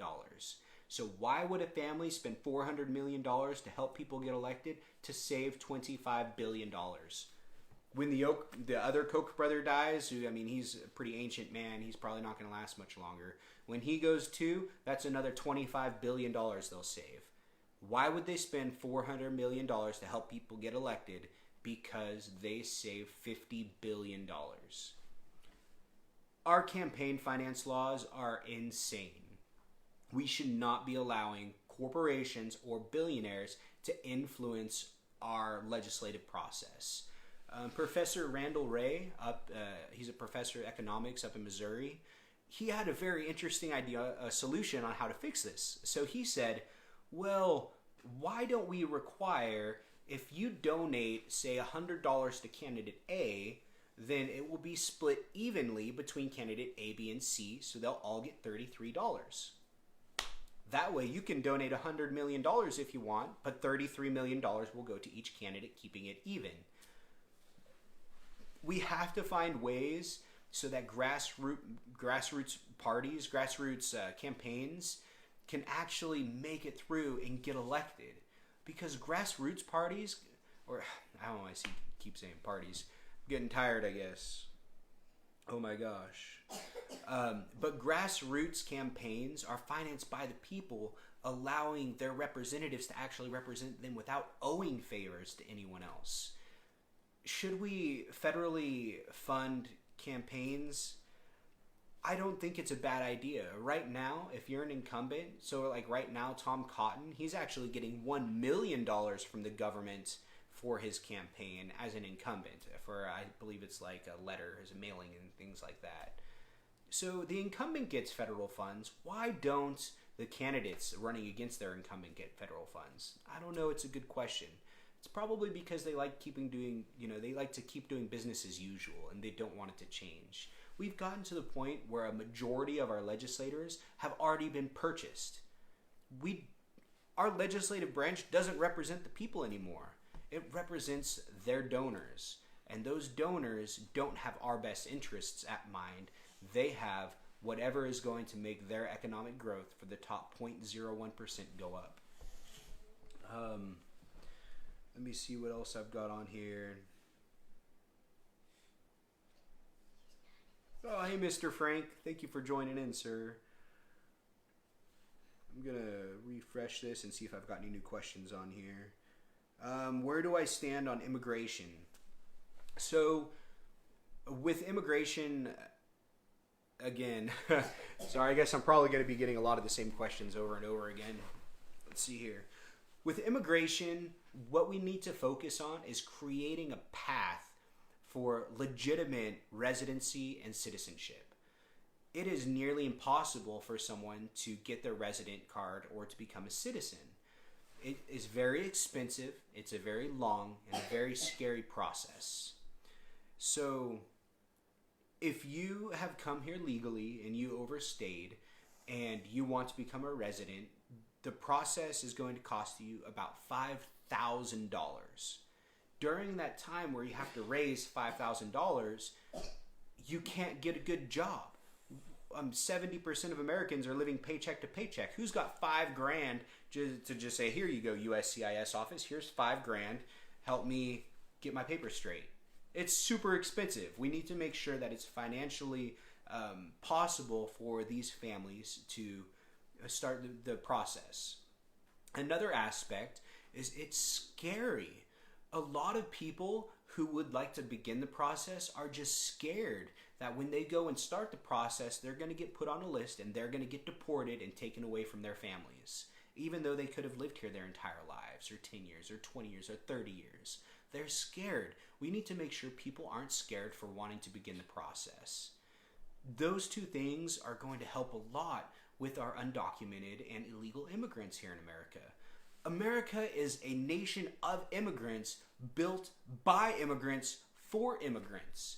We need to not forget that. The only people here who are really American are Native Americans. And when we came here, we actually committed genocide on Native Americans, killed 97% of them in the name of Manifest Destiny. We have to be better than that. I guarantee you there are no undocumented or illegal immigrants here in America that do not want to be either a resident or a citizen. So let's create a path for them to do that.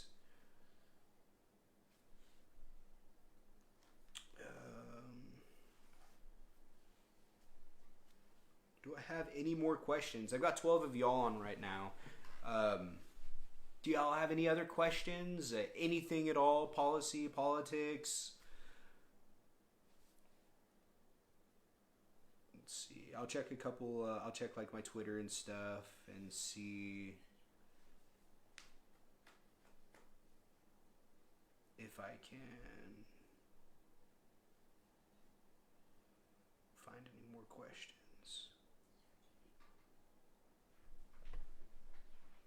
Let's see, do I support federal jobs guarantee? Absolutely. I am all for a federal jobs guarantee. We need to make sure that if an American wants to work, they have the ability to go and get a job that is going to pay them enough to pay their bills. A New Deal would be a great thing for America. We have crumbling infrastructure. We have schools that are 30, 40, 50 years older. We have schools that have expanded so much that they have, mobile homes that they have classrooms in. We need to make sure that we are offering work to people who want to work. And we can't just offer them a minimum wage job. We need to make sure that these people will actually be incentivized enough to want to take these jobs. Let's see. The arts in the U.S. contributed $768 billion to the GNP, more than agricultural and transportation.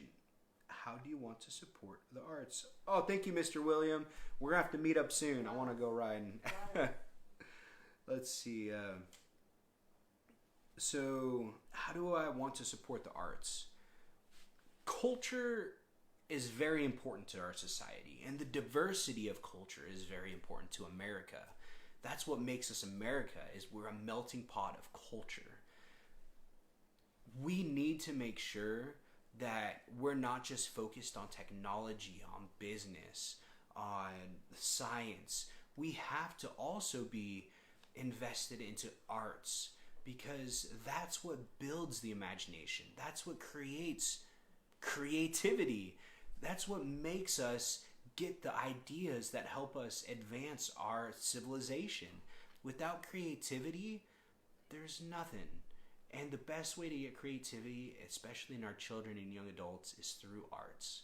We have to make sure that it's available and it's an option that is funded and that we can, support. Rand Paul proposed a national right to work bill. I think that sucks. Sorry for the opinion. No problem. All these different pieces of legislation are going to have good parts and bad parts, and everyone has their own opinions, and nobody's going to agree on everything 100%. Let's see here. Any other questions, anyone? Let's see. I said that I would be doing it until 9, so I've still technically got like an hour and 15 minutes.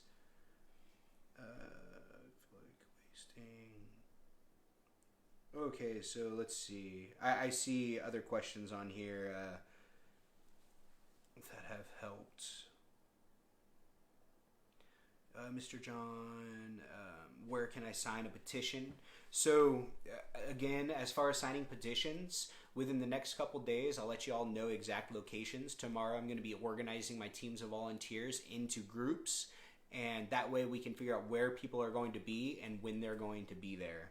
And if you wanted to volunteer and be a part of one of these groups, I'll have a live stream tomorrow from 6 p.m. to 8 p.m. I'll be answering questions, and I should be reaching out to all of y'all before then as well, just to get you guys ready for what's going to happen.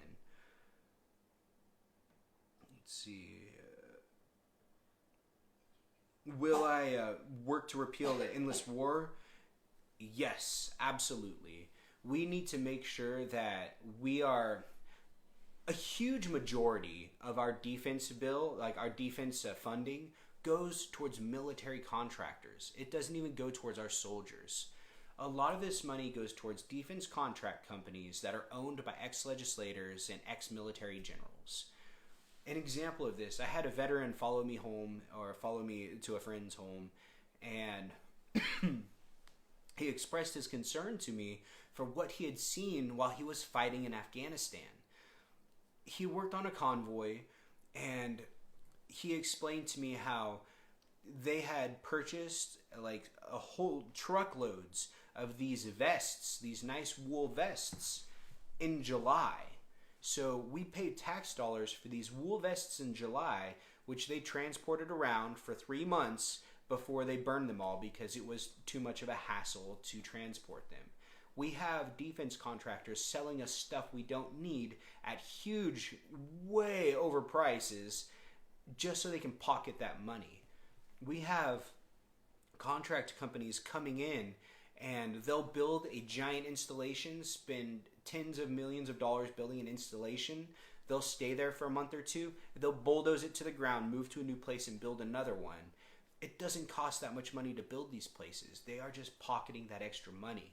A lot of our military budget is going towards corruption. We need to make sure we're reallocating that money towards actual defensive and military needs.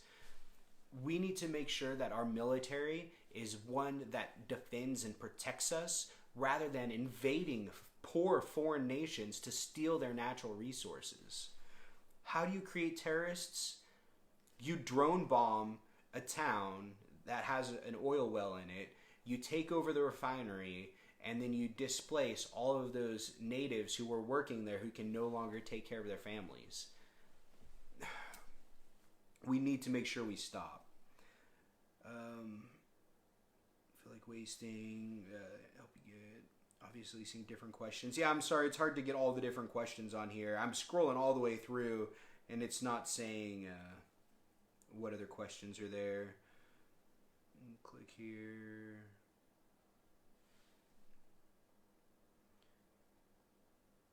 Trump's tariffs. What will the process for rebuilding bridges to our friends in the international community? So, tariffs are a bad idea.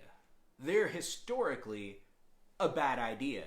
Anyone who's taken U.S. History 1 and 2 knows that tariffs don't help. The people who end up paying for tariffs are that nation's consumers, like you and myself and our families. We're the ones who pay for these tariffs. What we need to do is end these trade wars.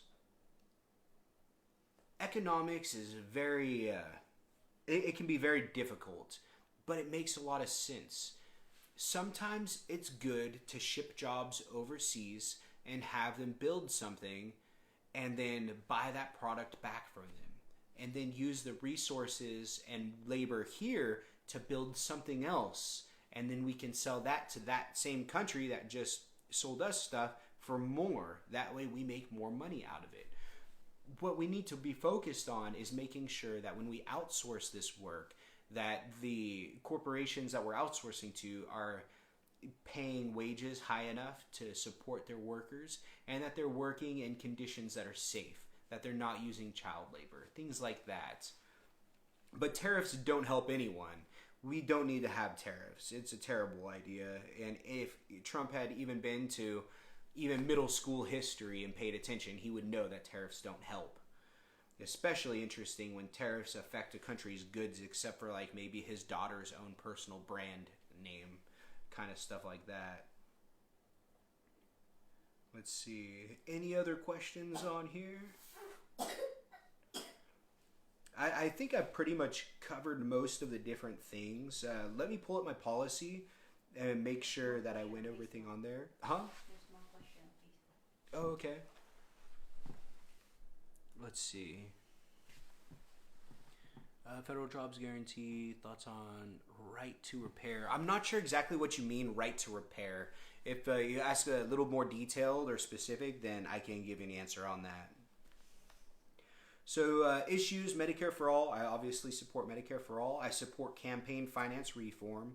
Ending the war on drugs. I support the federal decriminalization of cannabis, the national expunging of possession and paraphernalia charges. I also support allowing medicinal card-holding patients to purchase a firearm. Let's see. Tax enforcement, lowering taxes for the working class. We need to make sure that everybody is paying their fair share.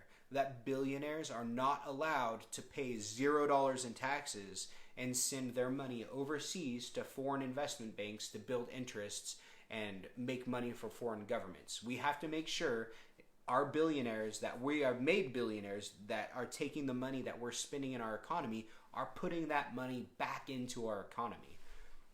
We have to end tax evasion loopholes. Jeff Bezos paid $0 in taxes. That's not okay. My family, your family, most families pay 20 to 30% in taxes. I'm not saying we should tax billionaires at 90% like they did in 1948. But what I am saying is if I'm paying 20 to 30%, a billionaire better be paying 20 to 30% as well, because that's their fair share. Climate change, again, I support, taking on the climate crisis, relieving student debt and providing education for all. We went over that. No more foreign wars. We ended this as well. Did you know, by the way, we spend $3 billion per day on war? $3 billion per day. How crazy is that? We could end world poverty spending that kind of money. And if we ended world poverty, people wouldn't even want to go to war with us. We wouldn't even need a military. They would just be thankful for helping them build homes and having running water and electricity. Pro Second Amendment, I stated how I'm for the Second Amendment. I do support background checks. Ending the corruption of privatized prisons. We got to end privatized prisons. We should not be paying private companies that are paying our legislators tax dollars to keep Americans in cells rather than rehabilitating them. We need to focus on rehabilitation and not on incarceration. Raising teacher salaries. To raise teacher salaries, we need to boost our economy. We need to get more tax revenue in so that our teachers have more money to pull from. We can do that by making Arkansas the #1 hemp producer, distributor, and processor in America. It wouldn't be that hard. All we would have to do is reallocate money we're already spending on corporate or on agricultural subsidies from agricultural corporations that profit billions to our small farmers where it belongs. Livable wage. I do support a $15 an hour minimum wage. There's not one city in America where a single mom can have a 2-bedroom apartment on working full-time as minimum wage, and that's not acceptable. We have to make sure, especially at a time where we are the wealthiest nation in the history of the world, but 70% of Americans are living paycheck to paycheck. It's a majority of Americans, if your engine blew in your truck or your car, you couldn't afford to fix it. We have to make sure that people are making enough money to have dignified lives, to not have to stress about how you're going to pay your bills or how you're going to feed your kids or how you're going to dry clean your clothes or anything like that. We need to make sure people can live dignified lives and have hopes at achieving the American dream. Requiring homeless shelters to accommodate the disabled. So when I spoke with people in Little Rock in July, I spent a couple hours talking to a group of homeless men.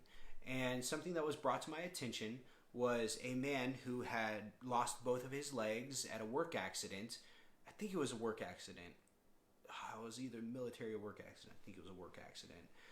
A forklift. I think it was a forklift. But he had lost both of his legs. That's the point. He was a disabled homeless man. There are only 2 homeless shelters in Little Rock, and one of them doesn't accommodate the handicap. So he only has the choice to go to one shelter where the staff there doesn't treat him very well. We need to make sure that it is federal law for every single homeless shelter to have handicap access. If every post office can have handicap access, every shelter can have handicap access. It's not that expensive. It will create jobs. It costs money. It will, contractors will have to build them. It's a good thing all the way around. Politicians' financial transparency. I believe in complete financial transparency.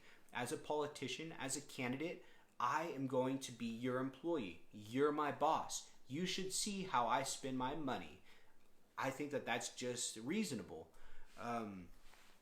And because of that, every person who donates to my campaign will get a list of where every donation was spent at the end of the campaign.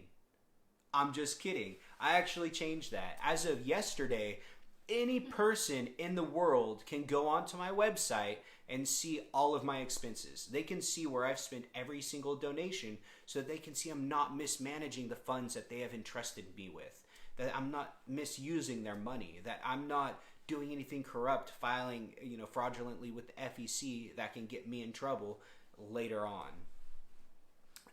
Lowering politicians' salary. Tell them where they can see it. Oh yeah, if you go to replacetomcotton.com, there's a tab. Let me see what I actually have it pulled up so I can go to the tab. The tab is donation spent, and if you just go to donation spent, you can see where all my money was spent. Lowering politicians' salary. We need to make sure that being a politician isn't just a get-rich-quick scheme. We need to make sure that our politicians are doing it for honor and integrity, not to make a dollar. That's not why we serve. When we go to jury duty, we don't go to jury duty to make money. We go to jury duty because that is our duty as an American to our country and to our society. I believe it's the same thing with being a politician. It is our duty to represent our people, and we should serve that time with integrity, and we don't need to be making huge amounts of money to do that. Ending Citizens United. Corporations can spend unlimited amounts of money to help candidates get elected. We need to change that. We need to end Citizens United. We need to make sure that the people that are getting elected to represent us are getting elected by us because they'll represent us, not getting elected because they have more money, what happens 80% of the time, or 86% of the time. Modernizing personal property rights. I already kind of went over this too. It is not okay for our internet service provider to monitor our online data, store that data, and then sell that data to a third-party advertiser. That is our personal property. If they want to sell our data to a third-party advertiser, they should be paying us, not the internet service provider. I want to update our personal property rights to include our private internet data. Ending right to work and giving federal union protections to workers. So here in Arkansas, we are a right to work state. I can go to work tomorrow and my boss can come up to me and say, hey, we no longer need you. Have a good life. Bye-bye. And I no longer have a job. Are my bills going to wait? Absolutely not. It is not okay for a worker to have to fear about whether or not they're going to have a job tomorrow. We need to get rid of right to work, and we need to make sure that employees have protections. In other states, if your employer wants to get rid of you, they have to go through a process. They've got to write you up. They've got to say, oh, well, this is why we don't want you anymore because you are failing at this aspect of your job. So we're going to give you training in this aspect of your job. So you need to do better. And then if you do better in that aspect, they don't fire you for it. You have warning. You know, you don't have to stress about whether or not you have a job tomorrow. Back in the 1950s, we had federal protections for employees wanting to form a union. I'm not saying we should unionize every single job. What I'm saying is that if you work for a corporation and you want to form a union, you should be able to put it up for a vote, and if 51% of the employees vote for a union, then a union forms. We used to have federal protections for employees voting and for the people who started the vote. That way their corporation couldn't retaliate against them. Nowadays, if you work in somewhere in one of these corporations, if you mention the word union, if you start whispering about it, a lot of them will just let you go. And we got to make sure we have protections for people. And then the last thing on here is focusing on preventing unwanted pregnancies, not abortion. So I am anti-abortion, but I'm still pro-choice. I had a terminally ill child, and we had the option to abort, and we decided not to because that was our decision. The doctors told us to abort. Everyone told us to abort, but we decided not to because we made that decision. Our daughter, Christy Femme Whitfield, she lived about 5 hours until she passed in our arms. And that is the kind of pain that no one should ever have to go through, and I would never force someone to go through something like that. We had a choice. We chose not to abort, and I could never ever tell someone that you don't have a choice, that you have to go through something like that. And that's why I'm still pro-choice. But that's everything on my policy page. Let me see if there's any more questions here on the live stream Q&A. Let's get that rotten smell out of Arkansas. Most definitely. Do you favor the purchase of Greenland? Well, how about this? If Greenland wanted to sell Greenland, sure, that'd be great. But the fact is they don't, so absolutely not. We don't need any GOP realtors going around trying to force countries to sell to America. I like your platform. Medicare for All is my #1 voting issue, and your support of it has earned my support. Oh, thank you so much, Mr. Ryan. I appreciate it, sir. Now that Mitch McConnell has announced that he will support whatever Trump's legal counsel recommends for the Senate's procedures on the impeachment process, do you think this is correct, or should McConnell recuse himself? So, The job of the Senate right now in the impeachment process is to look at evidence, determine whether or not a crime has been committed. If there was no crime committed, to end the process and vote no. But if a crime was committed, to vote yes and to indict. We're in a very unique situation right now. So, problem number one is our president is funneling money into those senators' pockets before they vote. That is bribery. That should be illegal, and we need to not ignore that fact. Number two, a majority of these senators who are supposed to be the jury have already determined before seeing any evidence how they're going to vote. That is not their job. Their job is to look at evidence and then vote, not to vote without looking at evidence. I'm not sure how we're going to solve this problem, how we're going to get out of this debacle. But the fact is, right now, a sitting president cannot be charged with a crime. He is above the law. He is above the Constitution. And we need to figure out what we can do about it to make sure that this never happens again. We will probably vote him out next year. We might not. It's kind of up in the air exactly what's going to happen. But either way, we need to make sure that our jury is not having direct contact with the defense attorney and the defendant before the trial. That's my opinion and my analogy for it. My concern besides democracy are, I'm a gun owner but support banning assault-style rifles in large capacity. I would not mind background checks and registering your gun. Also, healthcare reform. So, again, for the support of the Second Amendment, if my constituents, a majority, 67%, wanted me to vote to ban the sale of assault-style weapons, I would, but I would have to add an amendment in there that grandfathers in current owners. I do not support the seizure of Americans' personal property. I believe that's unconstitutional. If people who bought their personal property legally could keep it, then that's legislation I could get behind. And at the same time, I do not support the ban of possession or transporting of assault-style weapons, because if we ban the possession and transport, that means someone who purchased their property legally could not own it legally or could not move it, say, from their house to a gun range legally, and that's not okay. That's unconstitutional, in my opinion. Let's see here. Are there any other questions? Got my endorsement. Yeah. How do we bring back the trillions of dollars being sheltered overseas? There's an estimated... I can see the battery here. You can't see the battery? Because you put it like this. Did you get a low battery? No, I didn't see it. No notification? We should be okay. We're just worried about the battery right now because I think we've been on for about 2 hours. And I have the microphone plugged in to the phone right now so y'all can hear me more clearly. This you can see it. Let's see here. So, how do we bring back the trillions of dollars being sheltered overseas? That's a really tough question. A great question for a team of lawyers and economists and international law experts.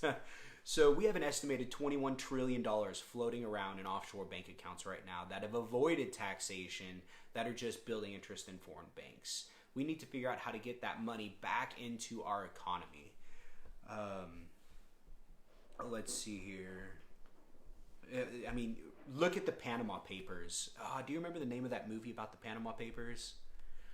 It's got Antonio Banderas in it. It's a new one on Netflix. Hold on, I'm going to search it real quick. Panama Papers, Netflix. Let's see here. So,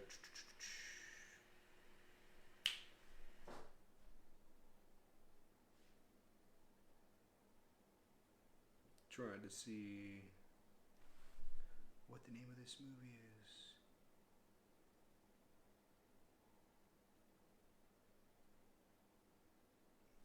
Well, anyways, there's a movie with Antonio Banderas, and it's on Netflix, and it's about the Panama Papers. I suggest you watch it. I'm not sure, but we should invest the time to getting a group of experts together to figure that out.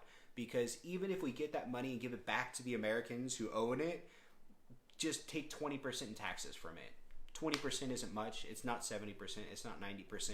But that 20% of $20 trillion would really help our economy right now. That money could eliminate student debt altogether.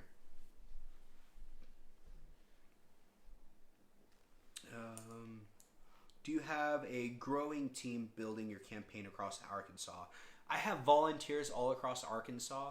I'm trying to put my teams together right now. I don't really have any campaign staff as of yet. My wife has been wonderful helping. I've had a couple of volunteers help in different ways. But as far as actually building a staff, I'm working on it. And if anyone wants to volunteer, that would be great. So I'm working on getting my volunteers together over the next couple of days to get to the point where when signature collection starts on Wednesday, we can get some signatures collected. Even if we could only get 100 signatures on Wednesday on the 1st, that would be wonderful. So we are working on our teams, and if you would like to volunteer to be on one of our teams, you can send me a text message, you can send me an email, a message on Facebook, Twitter, or however. Just go to the replacetomcotton.com, click on contact, and it has all my information on there. Did anyone have any other questions? I know a lot of you are just hopping on. What's up, Hanato? Nice to see you. Thank you for joining. I have no problem answering the same questions over and over again because that's kind of what I do all day, every day anyways. The Laundromat. There we go. Thank you, Mr. Jim. So on Netflix, about the Panama Papers is The Laundromat. Watch it. Great movie. I forgot the title. Yeah, it is really funny too. It's not really like a documentary. I mean, it's got Antonio Banderas. It's good. So, all right. I'm going to put my slippers on. I had someone tell me after my last live stream that it was unprofessional to wear house slippers. Yeah.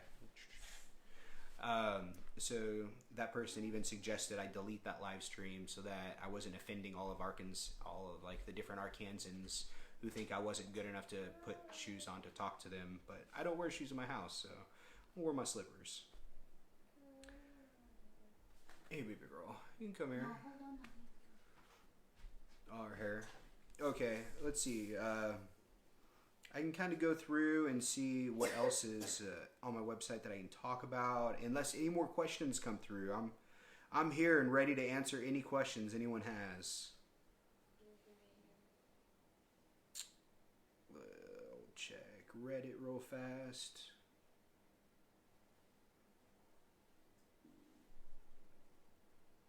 Decisions, reading.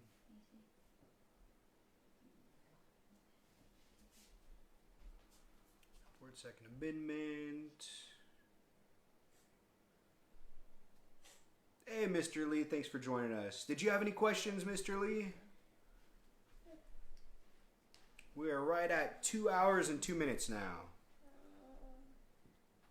Tom Cotton's worst. What is it? Action, position, or other that you find contentious? So, one of the things that I think scares me the most about Tom Cotton is that he is trying to push us into war, into pointless wars. So, a couple months ago, Tom Cotton was trying to put us into a war with Iran and send troops to Iran, which I believe we actually ended up sending a couple thousand troops over there. After Iran, he talked about sending our troops over the border into Mexico and invading Mexico. The scariest thing about that is a week after he tweets about invading Mexico, Donald Trump comes along and starts tweeting, maybe it's a good idea to invade Mexico.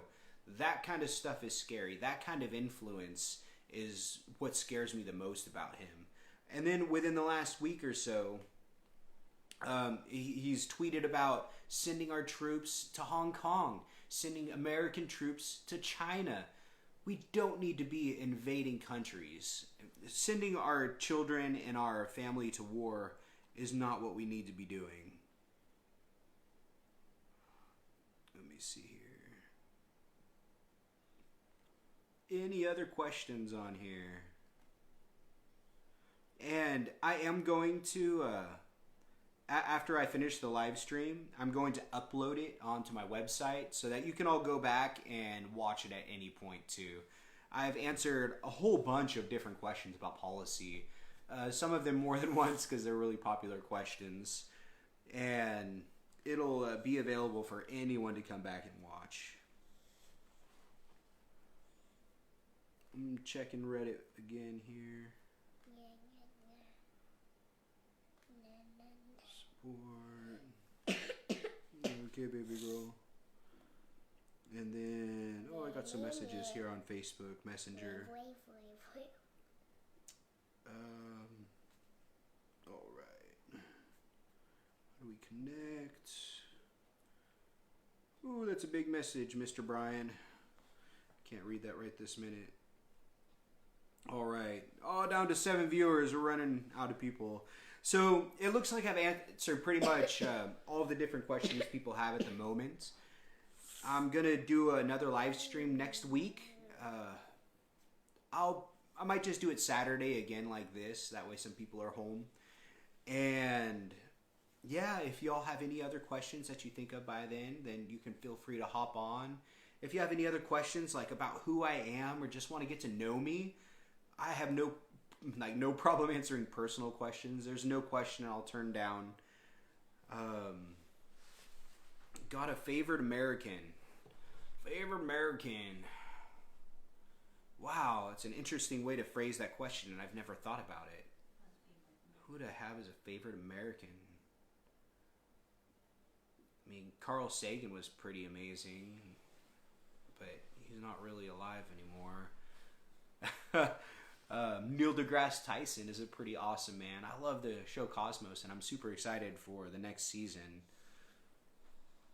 Let's see. But there are a lot of great Americans. Dr. Cornel West, just a revolutionary fighter for our rights. Great man. Wow. I don't know. There's a lot of people. I'm going to think of that question, and then next week I'll go ahead and I'll have a good answer for you if you ask me again. Let's see here. See, I can only see like 7 questions in this comment list. I wish I could see a little bit better. Maybe if I try something different. Let's see here. How are you feeling? My daughter has been sick the last couple days. Wow, there's 78 comments here, but I definitely don't see 78 comments. RGB? Who's RGB? I'm not sure who that is. What's that?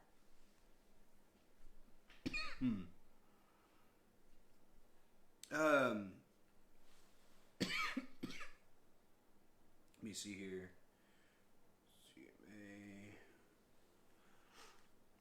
CMA. The United States-Mexico-Canada Trade Agreement.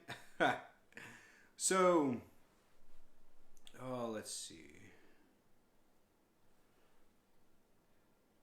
I'm not super familiar with the trade agreement at this point. It's super long. All I know is that NAFTA was a disaster, and we need to make sure that we aren't just creating a new version of NAFTA with a different name. But I will do some more research into the trade agreement that was passed and see exactly how I feel on it. All right. RGB. You should end soon. Yeah, I'll end in just a bit so that we don't kill the battery. But yeah, so I'll go ahead and end it. It's getting late, and I know my little one, she's getting tired and stuff. But my name is Dan Whitfield. I'm the independent candidate running for United States Senate in Arkansas. You can check out my website at replacetomcotton.com. You steal my tie clip? How did you do the thing? and yeah, if you ever have any questions, concerns, comments, or anything like that, you can always reach out to me. If you go to replacetomcotton.com and hit the contact tab, it's got my phone number on there. I answer all calls, all text messages, emails, and everything. But I want to thank you all for taking the time to actually come in this evening, ask me questions, listen to my responses. And I really hope that I can be the type of representative you want. Someone who will actually fight for you and your families. Thank you all again so much. And have a happy holidays and a happy new year. Oh.